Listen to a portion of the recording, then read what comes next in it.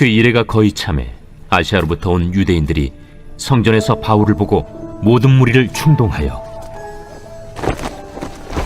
그를 붙들고 외치되 이스라엘 사람들아 도우라! 이 사람은 각처에서 우리 백성과 율법과 이곳을 비방하여 모든 사람을 가르치는 그 자인데 또 헬라인을 데리고 성전에 들어가서 이 거룩한 곳을 더럽혔다! 이는 그들이 전에 에베소 사람 드로비모가 바울과 함께 시내에 있음을 보고 바울이 그를 성전에 데리고 들어간 줄로 생각함이로라. 온 성이 소동하여 백성이 달려와 모여 바울을 잡아 성전 밖으로 끌고 나가니 문들이 곧 닫히더라. 그들이 그를 죽이려 할 때에 온 예루살렘이 요란하다는 소문이 군대의 천부장에게 들리매 그가 급히 군인들과 백부장들을 거느리고 달려 내려가니 그들이 천부장과 군인들을 보고 바울 치기를 그치는지라. 이에 천부장이 가까이 가서 바울을 잡아 두 쇠사슬로 결박하라 명하고 그가 누구이며 그가 무슨 일을 하였느냐 물으니 무리 가운데서 어떤 이는 이런 말로 어떤 이는 저런 말로 소리치거늘 천부장이 소동으로 말미암아 진상을 알 수 없어 그를 영내로 데려가라 명하니라. 바울이 층대에 이를 때에 무리의 폭행으로 말미암아 군사들에게 들려가니 이는 백성의 무리가 그를 없이하고자 외치며 따라가미러라. 바울을 데리고 영내로 들어가려 할 그때에 바울이 천부장에게 이르되 내가 당신에게 말할 수 있느냐? 내가 헬라 말을 아느냐? 그러면 내가 이전에 소요를 일으켜 자객 4,000명을 거느리고 광야로 가던 애굽인이 아니냐? 나는 유대인이다. 소비 아닌 길리기아 다소시의 시민이니 청컨대 백성에게 말하기를 허락하라. 천부장이 허락하거늘 바울이 층대 위에 서서 백성에게 손짓하여 매우 조용히 한 후에 히브리 말로 말하니라. 부형들아, 내가 지금 여러분 앞에서 변명하는 말을 들으라. 바울이 에베소에서 예루살렘으로 향하는 여정은 예수님이 갈릴리에서 예루살렘으로 향하셨던 그 여정을 연상시킵니다. 바울이 예루살렘에서 겪은 일 역시 예수님과 흡사합니다. 누가는 바울이 예루살렘에서 겪은 일을 묘사하면서 예수님의 십자가 죽음이 궁극적으로 영광스러운 일이었다라는 것, 그리고 바울 역시 고난의 영광을 얻었다라고 말하고 있는 것이죠. 오늘 본문의 시작은 역설적인 표현으로 시작됩니다. 그 이래가 거의 다 찼다.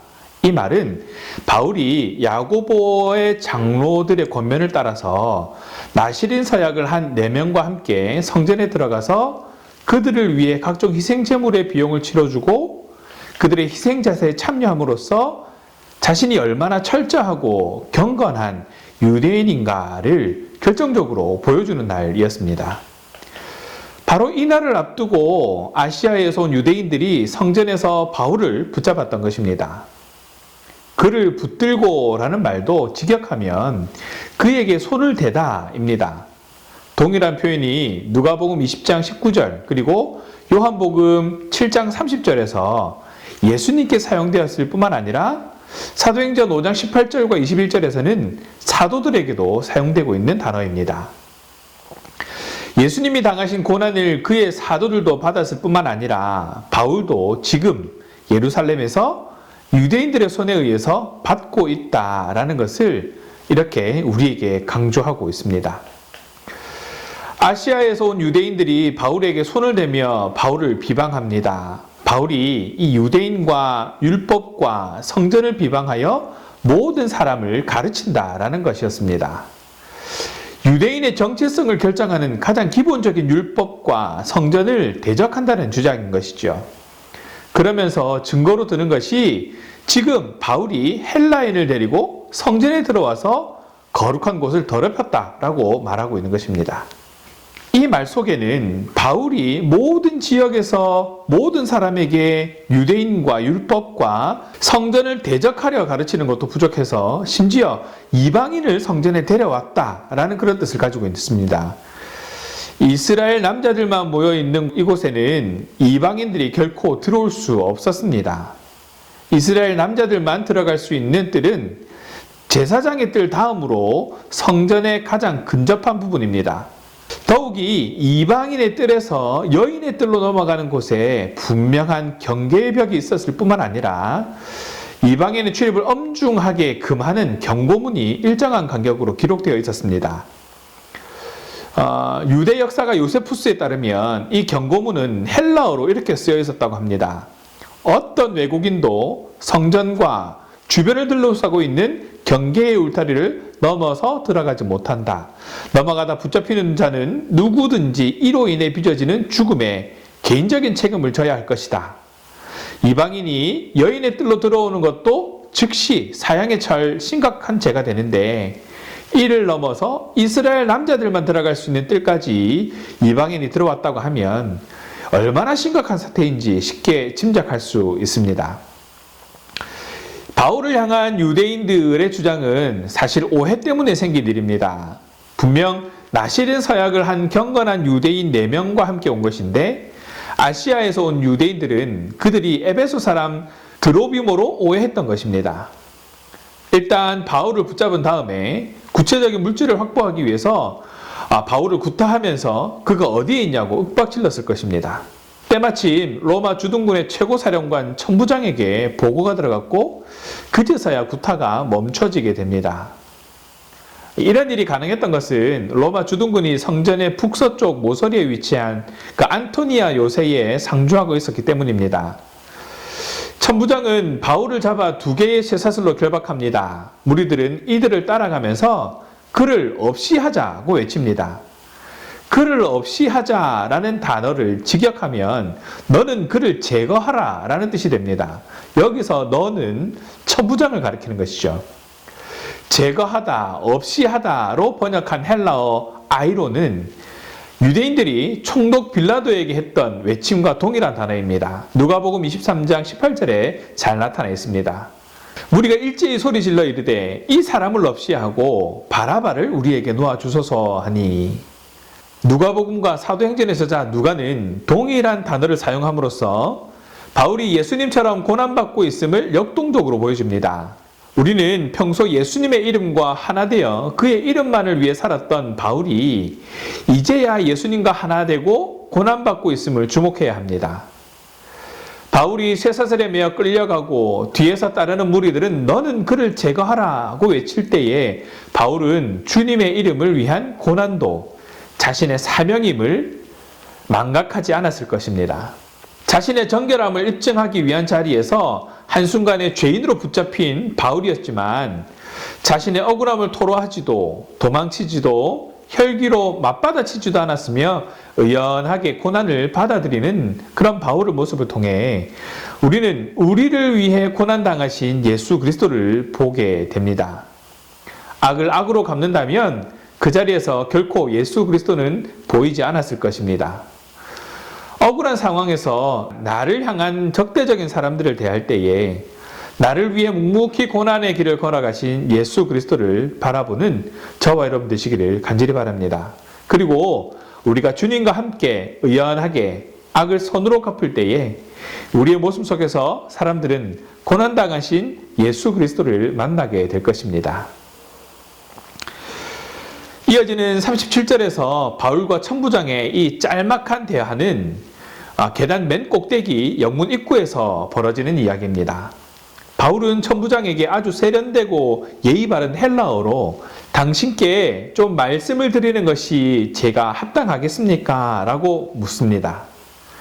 바울이 영내에 들어가기 직전에 천부장에게 헬라어로 말을 건넨 목적은 모든 사람에게 말하는 것을 허락해 달라고 정중히 부탁하기 위함이었습니다. 그리고 천부장은 이를 허락합니다. 그 자리에 있던 모든 사람이 바울을 주목하였고 그가 무슨 말을 하는지 귀 기울이기 시작했습니다. 이제 바울은 유대인들을 향해 히브리 방언 곧 아람어로 연설을 시작했습니다. 자신의 정결함을 증명하기 위한 성전에서부터 죄인으로 결박되어 계단 위에 오르기까지 이 모든 일이 삽시간에 벌어졌습니다. 어느 누구도 예상하지 못했던 그런 일이었습니다. 자신을 성전으로 보낸 야고보를 원망해야 할지 아니면 야고보의 권면을 받아들인 자신의 선택을 후회해야 할지 그것도 아니면 그 자리에 있지도 않은 헬라인을 찾으면서 자신을 죽이려는 그런 백성들을 증오해야 할지 이러지도 못 저러지도 못하는 그런 상황에 놓이게 됩니다. 그러나 바울은 누구를 원망하지도 자신의 선택을 후회하지도 자신을 죽이려는 자를 증오하지도 않았습니다. 바울은 그 누구보다도 자신이 예루살렘에서 환난 당할 것을 잘 알고 있었기 때문입니다. 환난을 당할 것이 분명함에도 바울이 예루살렘에 온 이유는 자신이 당하는 환난과 매임을 통해서 하나님께서 은혜의 복음을 증거하게 하실 것이다 라는 것이 무엇보다 분명했기 때문이다 라는 것을 기억하시기 바랍니다. 사도행전 20장 22절에서 24절을 보십시오. 보라, 이제 나는 성령에 매여 예루살렘으로 가는데 거기서 무슨 일을 당할지 알지 못하노라. 오직 성령이 각 성에서 내게 증언하여 결박과 환난이 나를 기다린다 하시나 내가 달려갈 길과 주 예수께 받은 사명 곧 하나님의 은혜의 복음을 증언하는 일을 마치려 하면은 나의 생명조차 조금도 귀한 것으로 여기지 아니하노라. 이제 본문은 각 계층의 사람들이 복음을 만나는 역설적인 과정을 그리고 있습니다. 바울은 이미 야고보와 유대인 초대교회의 장로들을 만나서 하나님이 자신의 섬김을 통해 행하신 일을 말했습니다. 정결례를 하는 7일 동안 율법의 열성적인 유대인들은 바울의 혐의에 대해 소문과 다른 모습을 발견했을 것입니다. 이제 복음은 더 넓은 계층의 유대인들을 만납니다. 오늘 본문의 군중에서 뒤에 이어지는 사내들인까지 만나게 됩니다. 아시아에서 온 유대인의 공개 고소로 체포된 바울은 천부장에게 이들 앞에서 연설할 기회를 요청하게 되었고 히브리어, 아람어로 연설을 하게 될 때에 유대감을 느끼며 의혹을 풀고 조용히 듣게 됩니다. 부활하신 주님은 바울을 포로로 만들므로써 세계 유대인이 복음을 듣게 하신 것입니다. 우리의 삶이 펼쳐진 환난과 매임 속에서 원망과 후회로 우리의 인생을 물들인다면 우리의 인생을 선하게 인도하실 하나님의 손길을 결코 경험하지 못할 것입니다. 고난당한 것이 내게 유익이다는 그 시편의 고백처럼 고난을 통해 우리는 주님을 더욱 깊이 그리고 바르게 알아가게 되면서 선하신 하나님은 고난을 통로로 삼아 우리의 인생을 영원한 생명의 역사로 이루어 가실 것입니다. 그 누구도 예상하지 못했던 바울의 갑작스러운 환난과 매임이었으나 바울은 천부장의 공식적인 허락을 받아 히브리어로 수많은 유대인들에게 자신을 변호하면서 하나님의 말씀을 증거할 수 있는 절호의 기회를 얻게 되었습니다. 오늘 본문의 마지막입니다. 부형들아, 내가 지금 여러분 앞에서 변명하는 말을 들으라. 이 기회는 선하신 하나님께서 복음 증거를 위해 허락하신 놀라운 기회가 아닐 수 없습니다.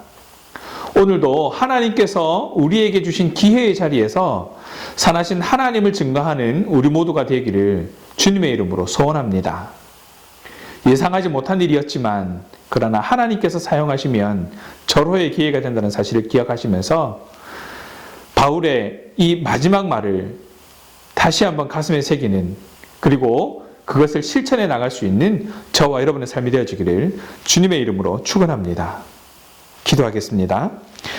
사랑의 하나님 감사합니다. 오늘 말씀을 통해 하나님의 뜻에 대해 다시 한번 생각하게 하시고 우리의 삶을 돌아보게 하신 그 은혜에 감사드립니다.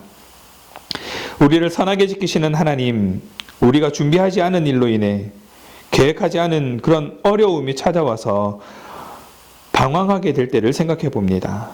사람들에게 오해를 받기도 하며 내가 원하지 않는 방향으로 끌려가기도 합니다. 그럴 때 고난의 자리에서 결코 원망과 후회로 우리의 삶을 채워나가는 것이 아니라 주님을 더욱 깊이 그리고 바르게 알아가는 기회로 삼을 수 있는 믿음을 허락해 주시고 복음을 증거할 기회가 되게 하셔서 선하신 하나님의 손길에 의지하며 선한 영향력을 끼치는 그리스도인으로 살아가게 하여 주시옵소서. 감사합니다 주님. 우리 주 예수 그리스도 이름으로 기도합니다. 아멘.